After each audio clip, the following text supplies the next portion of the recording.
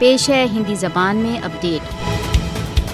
آج 26 مارچ کشمیری وکیل تथा मानव अधिकार कारकुन जलील अंद्राबी का 26वां शहीद दिवस है। जलील अंद्राबी को भारतीय सैनिक मेजर अवतार सिंह ने श्रीनगर में 8 मार्च 1996 को उठाया था तथा फिर टॉर्चर कर नजरबंदी में मार दिया गया। 27 वर्ष व्यतीत हो गए जब भारत द्वारा अवैध रूप से अधिकृत जम्मू कश्मीर के वकील तथा मानव अधिकार कारकुन जलील अंद्राबी का शरीर उनकी गिरफ्तारी के पश्चात झेलम नदी में तैरता हुआ पाया गया।